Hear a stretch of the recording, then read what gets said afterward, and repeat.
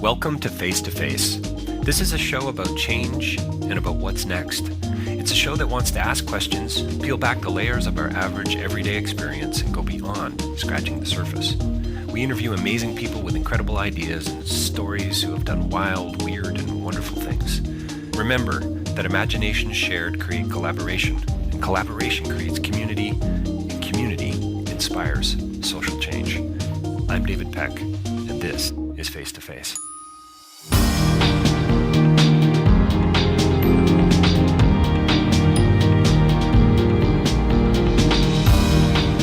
So welcome to another edition of Face to Face, another warm and not so sunny day here in Phnom Penh. I've been able to pick up some pretty interesting interviews with some pretty amazing and incredible people, and I'm joined by another one today, Theary Seng, who will be telling us quite a bit about her story, I'm sure. But just so you know, we're sitting at the FCC, the Foreign Correspondents Club, incredible amount of history here. I'll let you guys look that up. So thanks for joining me today and for being gracious enough to do the interview. My pleasure, David. So I've read, and I know you a little bit. I've heard you speak. I've read your book.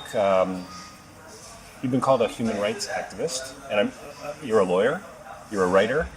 You are doing a little bit of everything, it seems to me. But I'm really interested in why I would want to listen to you, or why should I listen to you as a human rights activist? Well, because you're interested in Cambodia. Because Right. I love Cambodia and I'm passionate about Cambodia. I don't know why anyone should listen to me, really. But I would like to think that what I am doing is really to magnify the voice of those in this society who are voiceless, and to tell their stories through my voice to the larger world. And in doing so, to raise their plight and awareness, and in the process, maybe create understanding and assistance. And also put pressure on our government to shape up a little bit. So I guess that's not really answering your question, No. David, of why people should listen to me. I mean, I really don't know why. And folks, she's also a politician. She's avoiding my question. Yeah. So tell me a little bit about what do you mean by voiceless? There are a lot of Cambodians, as there are many individuals in oppressive societies who do not have a voice, who cannot find their voice because the conditions, either due to poverty or outright laws prohibiting them to speak out about their needs, to express and exercise their basic rights to have an opinion. And so for me, because we are living in Cambodia, where it is an oppressive society, where the regime is authoritarian, it's really important that individuals like myself create that space, fight for that space, so that others can also share their opinion publicly and exercise what we call our basic innate human rights or democratic rights. And the fundamental ones that we normally think of are the right to have an opinion, the right to belief, the freedom from fear and want. So what I'm doing is really not anything unique or really anything special, because it's really only natural that I'm expressing and doing what is an extension of who I am, who have lived in a free society in the United States for many years and now is back home in my birth country. And in the process, if I can help others to find their voice, the better. So there's so many questions for me that comes out of that, and hopefully I'm writing a few things down here as we go, but do you think I've been coming to Cambodia for about 10 years, and I stay connected through the BBC and through the Globe and Mail and the New York Times and so on, but I'm not here, I'm not living it, I'm not day to day. Is it getting better? Is it getting worse? I mean, our country took Cambodia off the priority list from an ODA perspective a couple of years ago, which infuriated me, but perhaps they know some things that I don't. Is it a freer place to live today than it was 10 years ago? Is it a more? I mean, I look around. I'm looking at a construction site out the balcony here, and cranes across the river. And What's going on kind of internally right now? There are a lot of superficial developments going on right now that makes it seem like the city, the capital city where we are now, is prospering, is developing in the right direction. But it doesn't take much to peel off that superficial layer and to confront layers.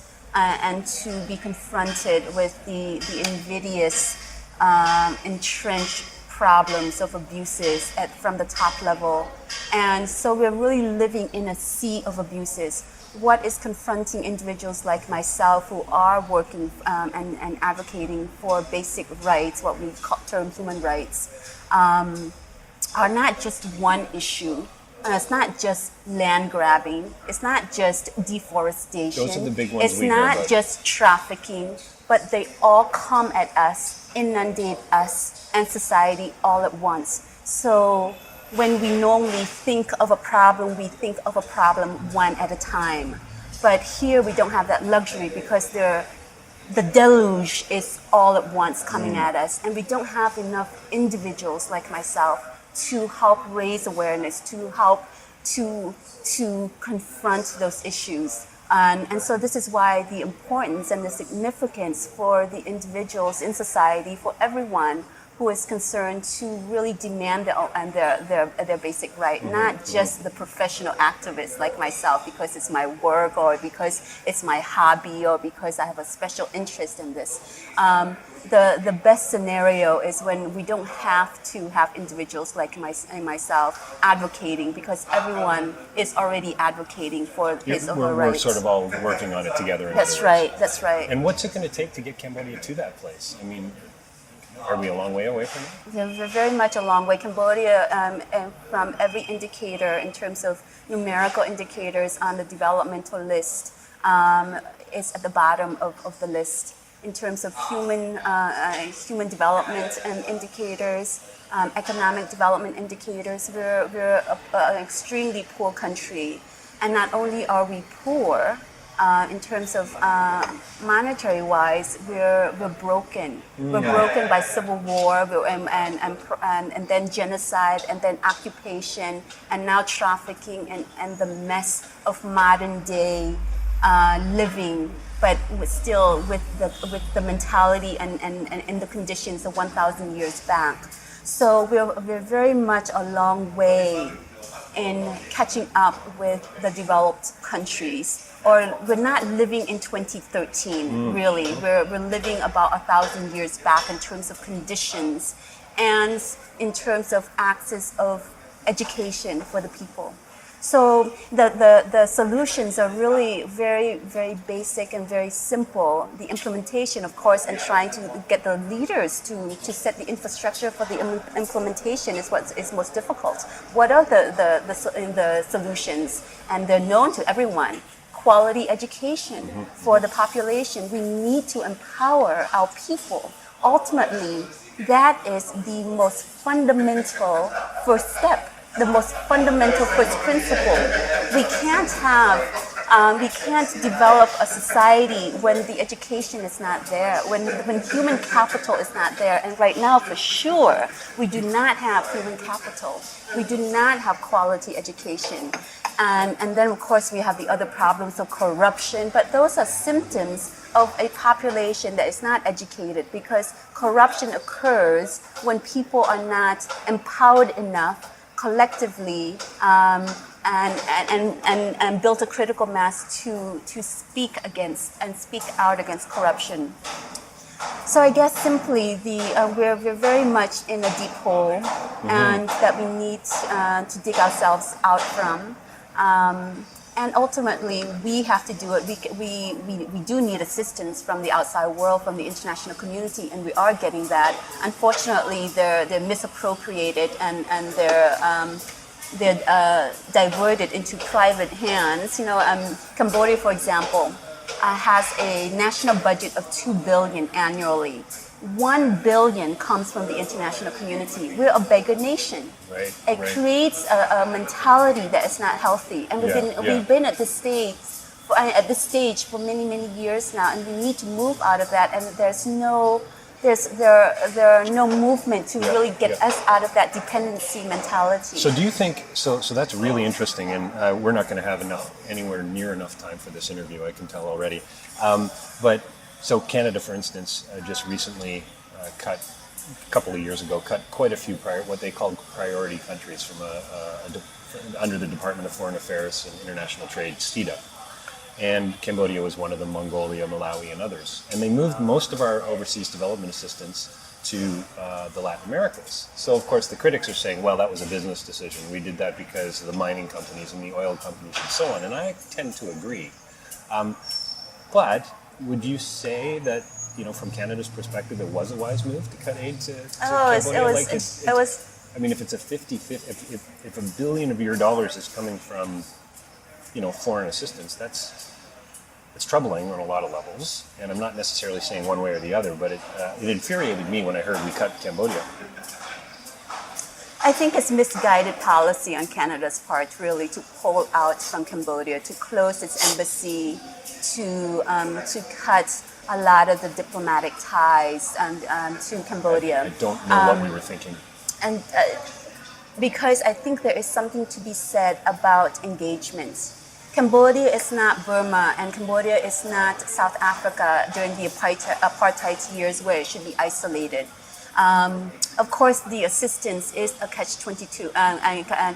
It's a catch-22, right? Because, we need it, the people need it, because our government is not providing the basic services. The basic services are being provided from the international community through the NGO, through the international, and through the human rights community.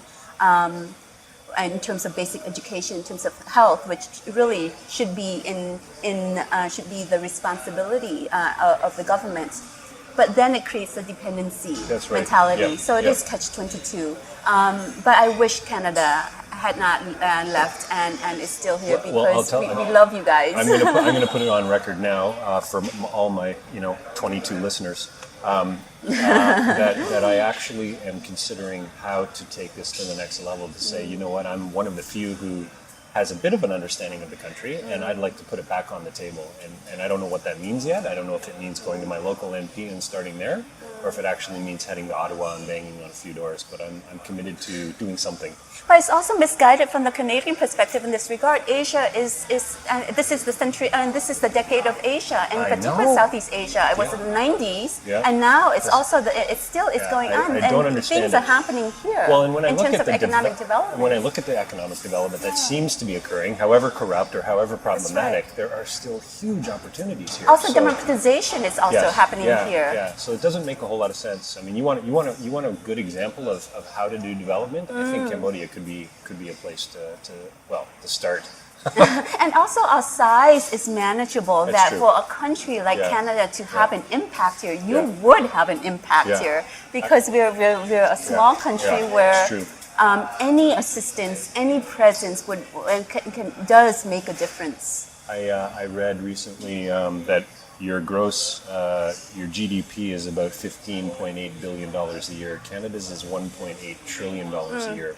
Your GNI, gross national income, is about $820 a year, and ours is around, I think, $36,000 a year, which is huge. I mean, still, or maybe it's a little lower than that, which is, from a Canadian perspective, not that much higher than the poverty line. But when you look at the gap, it's just so huge. I read an article just last week in Southeast Asia magazine, and garment workers are now going to make $80 an hour, $80 a month.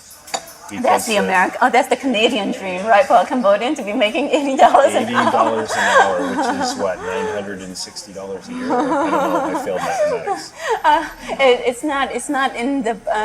It can't be imagined by a Cambodian. It's so out there that it can't be imagined. So what do you do with people who say things like, "Oh, come on, it's all relative. $80 a month. I mean, that's minimum wage, right? I mean." Those folks can survive, or for the it's 40 years ago, the Khmer Rouge, the occupation. I mean, it's done. It's the history.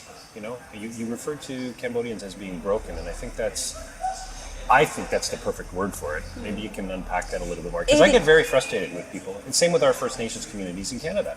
oh, come on, we've dumped so much money into you guys, and you just got to smarten up, and it's you all drink too much, you all use drugs. That's what you hear these massive sweeping generalizations about our First Nations communities that are just plain wrong, and yet there's a form of racism there, I think, and it's a bit troubling.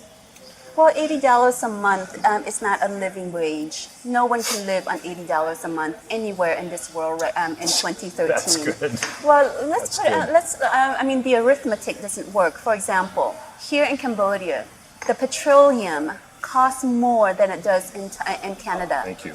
So how does that work when a garment worker is making $80 a month? She has to pay rent. So rent is what, $10 to $15 a month in a room. In one room with 10 other people. Yeah, yeah. And transportation, because gasoline and petroleum cost a lot, takes up another $10, $15 from the 80. Yes. And then, of course, they're sending, and food costs as much as anywhere. Really, food is expensive here in Phnom Penh and Cambodia. We import our vegetables and many things. A can of Coca-Cola is still 50 cents to $1. Right. It doesn't change because we're in Cambodia. So, and then the arithmetic doesn't work. So it's not a living wage, even though we're in Cambodia. And relatively speaking, of course, it's a little bit cheaper to live here. But not in 2013, where globalization infiltrates and has raised the prices of commodity anywhere in the world and here in Cambodia. A young woman who's working at the hotel that I just discovered on my trip here, a wonderful place, the King Grand Suites too, for those of you who are interested, in a great little area. Last night was helping me log on and print off my ticket for my flight today. And she was watching intently over my shoulder, almost to the point of it being a little annoying. and I checked in online and I printed off my ticket and she said, "Oh, I've never seen that before." So we started chatting. How long you've been working here? "Oh, only a week." "Are you happy with your job?" And just there was such a pride there that I don't want to be nostalgic or, oh gee, because I'm away from home I see everything in a more positive light, but there was a pride there, and she's making $100 a month, and that's a higher end job than say a garment factory worker. And it's just, for me, it's always such a lesson in perspective, and such a important reminder and a compelling reminder of why we do things, the work that we do. So the other question, what do you do with people who say, come on, it's in the past, it's time to move on, Cambodia needs to roll up her sleeves? Yeah, well, we're trying to move on. We're trying to I don't say that, reconcile the past and the present in order so we can move to the future. But it does take time. But time isn't the only factor. Time is neutral. It is. It takes ideas. It takes individuals and groups of individuals to push for certain ideas and principles and foundational values in order to create a society where it is just, where people can prosper, where people can flourish. People can't flourish in ugly environments. People can't flourish when there are ugly abuses which run amok here, and they do run amok here. And so, yes, we are. It's not that we don't know that we need to move away from the past. We want to move away from the past, but we do need help. We're broken, not only physically broken, we're broken. Our spirit is also broken, and you know how long it takes to heal a broken spirit. And now we're not only talking about one individual, we're talking about a whole population. So my energy is really to simultaneously understand the past, but not really blame the past. Okay. And so I do hear what individuals who are saying that it's time to move away from the past. So there's something, there is a grain of truth in that. We do need to move away from the past, but we shouldn't forget it, and we can't forget it, and we need to draw lessons from that. So how do we do that? I think that's the dilemma of the Cambodian situation right now. How do we reconcile the past for the present in order to move toward the future? I think from after reading your story, The Daughter of the Killing Fields, which is a book I definitely recommend, and from hearing a little bit about what you're working on now and the reconciliation projects and so on, I mean, you're somebody who can talk about, I think, being broken and reconciling with the past and forgiveness and all of these things. Can you tell us a little bit about your history? And you know, I mean, if anyone wants to, they can certainly find it out online and hopefully read your book. But tell me a little bit more about why you're an expert in reconciliation. Well, I'm not an expert in reconciliation. I'm still learning along the way, but I've had a lot of time to focus on it, and I was very fortunate to do so not only as part of my personal journey, but I can do that in my professional life, where I've engaged the Cambodian population on the issues of justice and reconciliation by conducting public forums for dialogue, for discussions of our past. And is this all to do with Khmer Rouge victims and former Khmer Rouge leaders and soldiers and so on? Is that the kind of... Yeah, the period that we're focusing on, or the conversation really focused on the Khmer Rouge period of the past of 75 to 79. But of course, our past is very much present with us. Mm-hmm. The trauma, the history have not left us. The ghosts and the demons of the past are still very much within us, and we need to purge those demons out. And the only way to do that is really to confront the past head on, and through dialogue in a safe environment. And so that was really the goal and the effort that we tried to do in these forums that we conducted. So I'm very much a product of my history. As you alluded to, I was born here in Cambodia in 1971. The Khmer Rouge communists took over the country in 1975, and for the next 4 years, I became a prisoner of the Khmer Rouge. But not only me, the whole country became one massive labor camp with many prisons and labor camps within this country, where the country was completely closed to the international community, and genocide occurred. Mass crimes occurred for 4 years unrestrained until our neighbor invaded and put an end to this genocide. So when the genocide ended, which I lived through, I lost both my parents, and an aunt and her newlywed husband, my uncle, and almost 2 million of my countrymen. But I was very fortunate to have a grandmother and my mom's siblings, sisters, who had the vision of providing a future for us, and they saw the future in the West. So we applied for France, for the United States. We got to be refugees in the United States. And for me, that was a time of refuge and a time of healing, because I was physically given the space apart from the genocide to heal in a community that was very loving, in a community that was Christian, in a community that was that it served as a cocoon period for me, and that was Michigan. But then home was always beckoning me back. And I had the first opportunity to return home to Cambodia in 1995 after I finished university in Washington, D.C., majoring in international politics. Because why international politics? Because I really wanted to make sense of my past. And I thought if I could understand international affairs better and politics better, or why the genocide occurred at that political international level, that maybe it will subside the angst and the turmoil from within. And I came back as a volunteer for a year and a half, knowing that I would return to live. Right. But then it wasn't the time, because I wanted to pursue further education. I went back to the United States for law school and got my law degree. But during the summer months, I would always return to Cambodia. Oh, okay. So since 1995, I've been back to Cambodia. I've never left. But I didn't move to Cambodia permanently until 2004, the beginning of 2004. So home again is here. I hold 2 passports. I'm both an American and a Cambodian. It used to be that I was an American Cambodian. I was a Cambodian American. Now I'm an American Cambodian. Oh, okay. The American being the adjective of who I am now as a Cambodian again.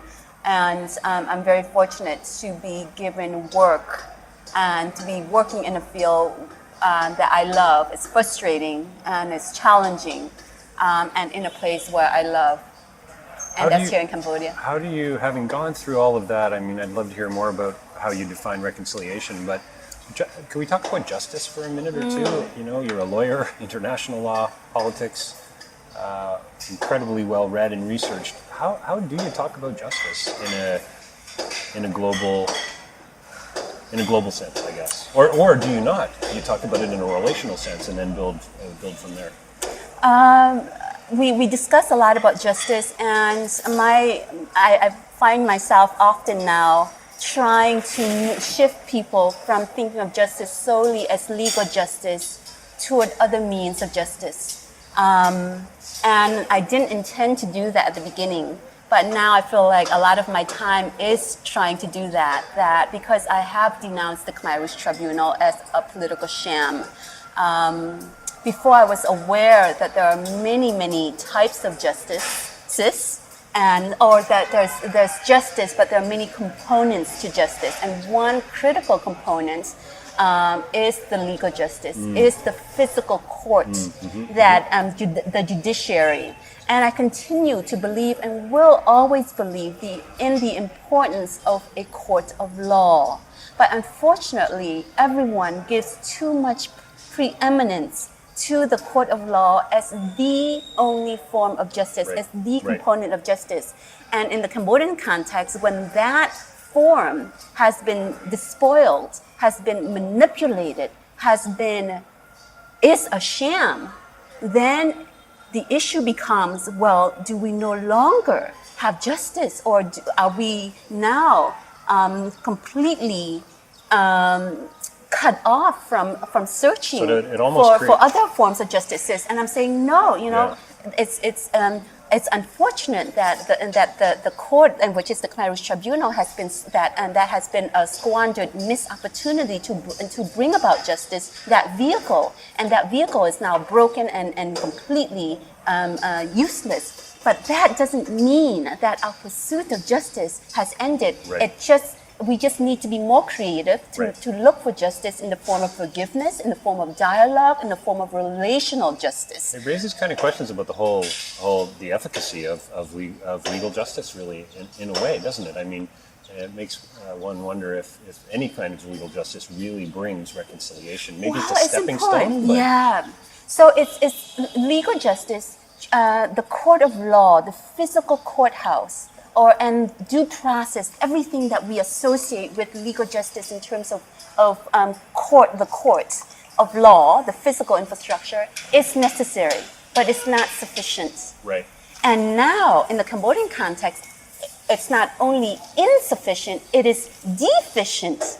So generally, the court is necessary, but not sufficient. And here, it's still necessary, but unfortunately that is no longer an issue for us because it's no longer a court, it's a sham, because it's no longer, it's deficient because it's deficient. So it becomes then, does our journey for justice end? Does our pursuit of justice end? And I'm trying to communicate to the largest population that no, it doesn't. Unfortunately, we've lost one important component of justice, but that doesn't mean that we can't pursue justice, and maybe it's the catalyst that and that is the blessing in disguise for us to shift toward other forms of justices, which for me are as important, if not more important, which is the relational justice, the conversations, the dialogue, the forgiveness issues. Is this the kind of thing that happens more at a community level? Would you say?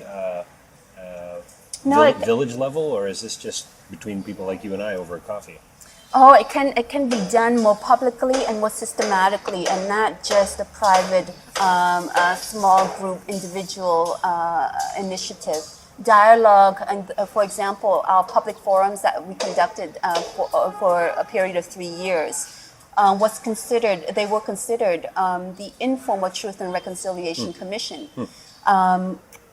The Truth Commission, the way that was done in South Africa, where it was an official form, it was officially established, would not have worked here, because a truth commission requires, there's no incentive here in Cambodia for anyone to come forward to tell the truth 35 years later after the crimes.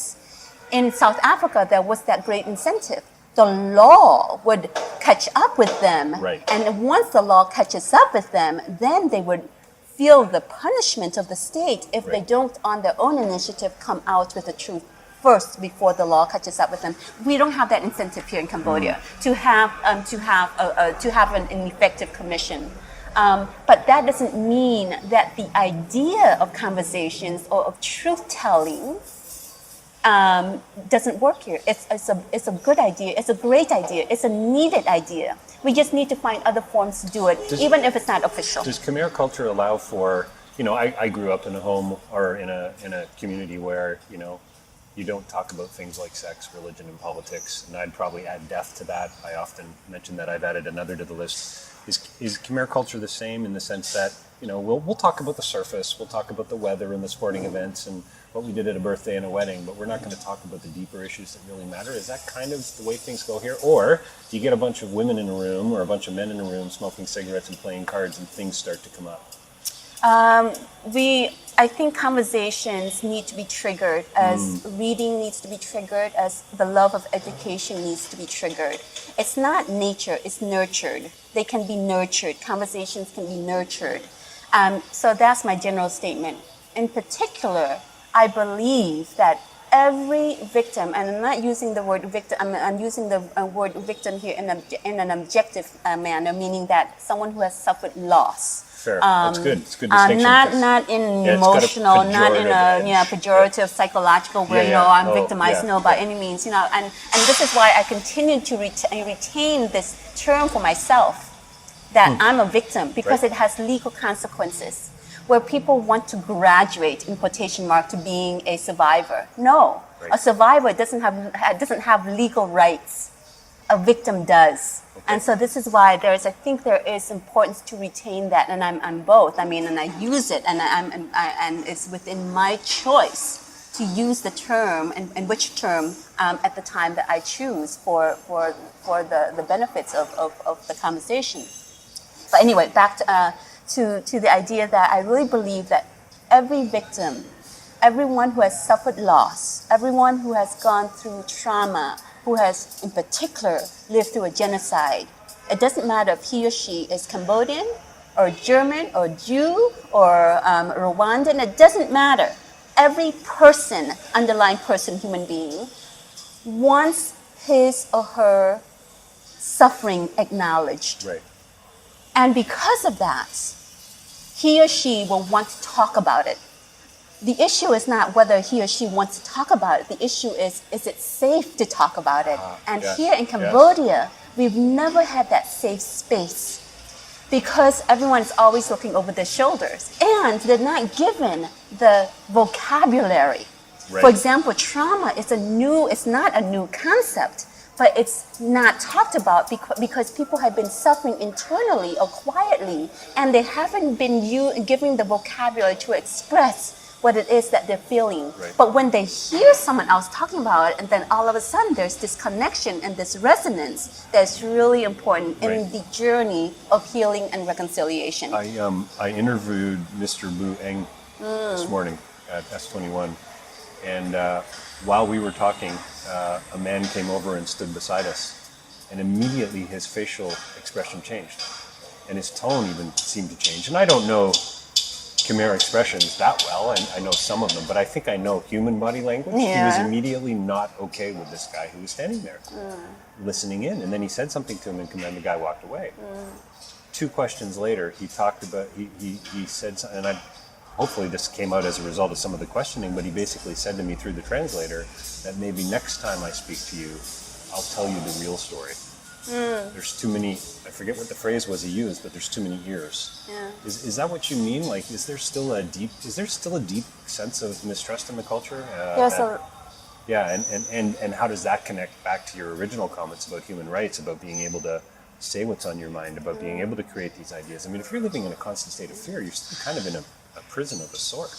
You know, Fear is prison, and we are living in prison. We are very much living in the prison of our minds and of the fears of the past, which have not been broken. hopefully they'll be okay. They're rushing to meet their lunch date. It's not for any other emergency, I can tell you that. They're just cutting in line in the heavy traffic. I'm looking up here at a construction site right now, and there's a guy standing on a scaffold that would just, if there was a Ministry of Labor from Ontario here, he'd be writing him a ticket right now for all the safety regulations he would be breaking. We don't have tort laws here because... All at the same time. Or personal injury. That's right. Or workman's compensation. Yeah, that's right. Fear is a prison, and we continue to live with fear. It has not been broken. The stranglehold of fear, which existed prior to the Khmer Rouge, and the Khmer Rouge strangled it and bottled it into and exploited it in every way. In every way, has not been broken. Not only has it not been broken, it has been compounded over the years. Because fear is an internal issue that builds up unless there is a very, very direct intervention over years to break that. And we've not had any intervention, for sure, not over a period of years. What about a generational break? Is that occurring? Like, do you see a younger generation saying, I don't live with that same culture of mistrust or same culture of fear? But they live in they haven't escaped this culture. I have escaped it to the United States. There needs to be a physical escape to cut like to access a different way of thinking. Right. They can't, just because they are of a new culture or a new generation doesn't mean that they're not absorbing the fear in the household and in society fear is tangible here. And how do you really know anyway, right? When you're talking about an argument based on nurture, how do you know the impact over time, this incremental impact of this fear-based culture and what it's actually doing to you emotionally and spiritually and from a psychological perspective? And it's incrementally compounded because, like I said, it's the natural flow, it's the compoundment of it. It requires a shifting and a direct intervention to shift from fear to less fear. And we've not had that shift. So over the last 3 decades, the fears have been compounded and the politicians have exploited over and since the genocide have exploited that fear. Is it fear of being thrown in jail? Is that kind of what it is? Is it the fear of the Khmer Rouge coming back? Is it the fear of war? Or? I think it's more intangible than the physical confinement. Right. Of course, there is the fear of physical confinement, but I think it's more intangible than that. It's all of that plus, but I think the physical fears are really more symptoms of the intangible fear that is really part of how we breathe. It's as innate and as natural as breathing, because fear is really tangible here. And you know that we cannot build, fear is the opposite of trust. And distrust and fear are the opposite of trust. And we can't build a society without civic trust, without trust in institution. So there's no civic trust there. There's and fear breaks family bonds, which it did in the past, and it continues to break family bonds here. When kids are forced to tell on their parents which have led to their deaths, what does that say? What does that do to that individual who is no longer to that young boy in the Khmer Rouge years who are now a father? So it takes a lot of energy, which has not even been expended in trying to stop it. You mentioned that fear was sort of previous to the Khmer Rouge. Was that did things start to crumble when Lon Nol, I guess, attempted the coup? I mean, there was a coup against the king, or is it deeper than that? Does it go back to the French occupation back in the early 1900s? It's deeper than that. I mean, we've always been a superstitious people. We're very, very superstitious. The fears of the natural elements, of the jungles, of the animals, and so people revert to the spirit world. And then, of course, the French occupation, the Japanese occupation and violence, and then back to the French, and then the fight for independence, and then the years of civil war, which preceded the genocide, and then since then also a lot of other a lot of other mass atrocities, maybe not to not to the same level of the Khmer Rouge, but still mass atrocities. So we've always lived with fear. It's just that the Khmer Rouge compounded in our psyche to a degree that that is immeasurable. Well, in Mr. Boeung's book, he talks about how he was kind of an idealist with respect to the Khmer Rouge and how, wow, this looked great and we're going to give the country back to the king and isn't this wonderful? And then slowly within, I think at around 76, he started talking about how in their meetings that they would have weekly, monthly meetings, whatever they had, the political leaders, the Khmer Rouge and so on, they would start telling on each other. They would kind of be forced to criticize each other. And he really didn't see the connection to the bigger project, I guess, if I can sort of paraphrase and interpret him. But what's the value behind this self-criticism, or not self-criticism even, which in some ways would be more probably eye-opening. But no, I'm going to criticize you for the things that you've been doing because I'm ultimately suspicious of you. So I don't begin with trust; I begin with suspicion. So it's part of the insanity of the Khmer Rouge, but I don't think the Khmer Rouge were unique in using this tactic of telling on others, of self-criticisms. I think it's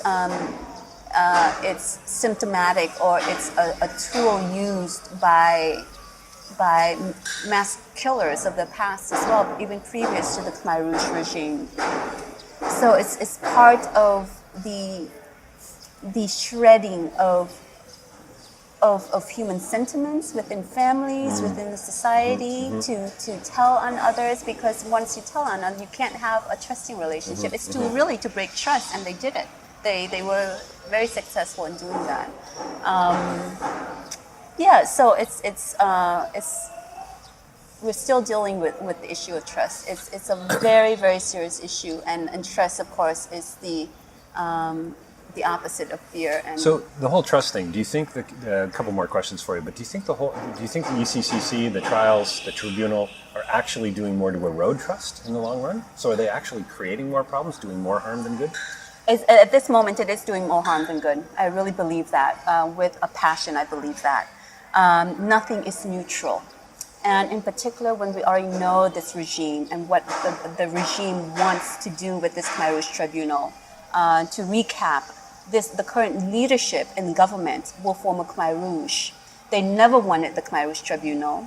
When their hands were forced by the international community to have it, then they started dictating conditions that should be in Cambodia, that they should have the majority at every level of the trial structure, from the president of the administration to the president of each trial chamber to the majority Cambodians, because they knew that they can control the Cambodian people and less so the foreign UN officials.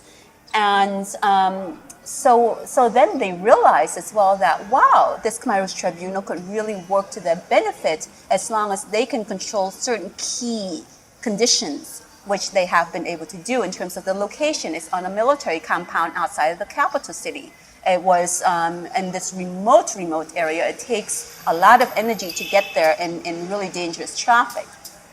With all the military insignia still very, very much surrounding the proceeding. Two, the current regime wants to whitewash its own history, and they realize that they can do this through the Khmer Rouge tribunal, because then they will be, and they are now known as the triers of the Khmer Rouge, and being known, it automatically washes their own history. Right. So they get the best of both worlds. They get to be known as the trials of the Khmer Rouge, and in the process whitewash their own history. So you can imagine now how this trial and this part of Cambodian history will be written in the history book around the globe, in Canada, for example. It will be a blurb. It will be no longer than one paragraph, maybe one long paragraph, but we'll say that this regime, this government, tried the 4 Khmer Rouge leaders. They will name the 4 leaders without the details. And of course, the devil is the devil is in the details. Yeah, absolutely. And so that's the frustration. That truth is, first of all, there are many truths, and I'm very much a believer in the truth. but in terms of in the day-to-day living of an experience, it's which perspective are we coming from, Right. and which story is being told. And the government is only allowing, because of the mass crimes, the mass and the magnitude of this and the situation.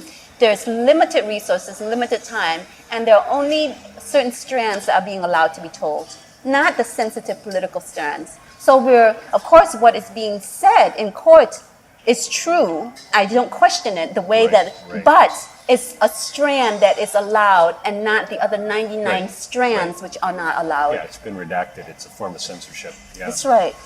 I have so many more questions for you, and I'll look forward to doing another interview with you the next time I'm in town. But could you talk a little bit more about the intervention that you think is required to deal with this sense of mistrust and fear?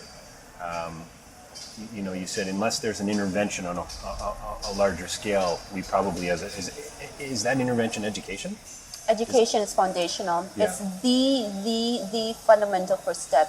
And when we think of education, though, we think it from our Western perspective in this sense. For example, I'm putting a lot of energy now into language. Oh, okay. Into the Khmer language. Our Khmer language now is in crisis. It's not a functional language. It's probably stuck in the Middle Ages.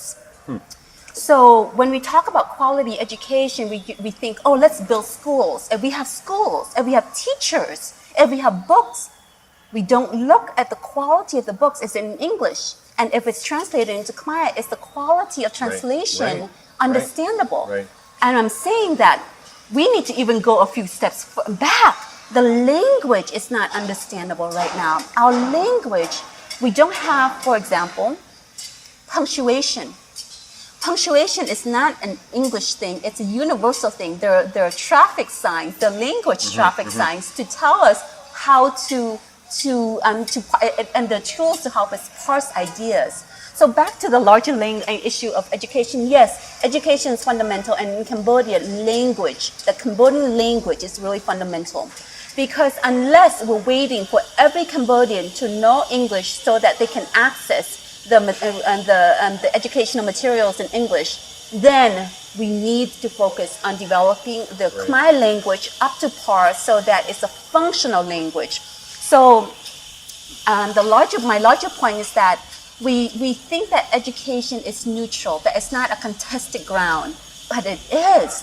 Here, who controls the education? Via television, via radio, the Ministry of Education. What is the quality? How much are the teachers being paid? It's all a political issue, and they're politicized here. Right. The teachers here are paid $60 a month. Again, how can you live on $60 a month anywhere in the world in 2013? You cannot. It's not a living wage. So education is the fundamental first principle toward the road of healing and reconciliation. And in that, in education, language is the vehicle not only for formal education, not only for scholastic education, but it's for the education of life. It's the vehicle for relationship. Framework, a foundation for so many other things, right? Either we have high language or low language. Yep. For example, in terms of the words that we use, the oral language that we use, is it high language that feeds into the reconciliation process, or is it low language that divides, that creates the other and makes the other more pronounced? And right now we're using ghetto language across the board. The whole country is using ghetto language. I have one last question for you. I remember reading a report, one of the first things I read about the history of Cambodia some 12 or 13 years ago in the year 2000 or 1999, and I think it was an Amnesty International report, and it mentioned in the whole of the country left after the Khmer Rouge regime, there was maybe 11 judges left in the country. I don't know if you know that stat or not. Yeah, I've heard less. Probably less. 11. Yeah. I've heard 6, but and then just recently I the read point is made. Yeah, and I read a crazy report about how many students were left, and the numbers were minimal. How many doctors, et cetera, et cetera, et cetera. how do you talk about development? How do you talk about, I mean, you talk about a language problem, you talk about development problems, you talk about capacity problems or empowerment and so on, when you've got a culture that 65% of its culture was born after 1980.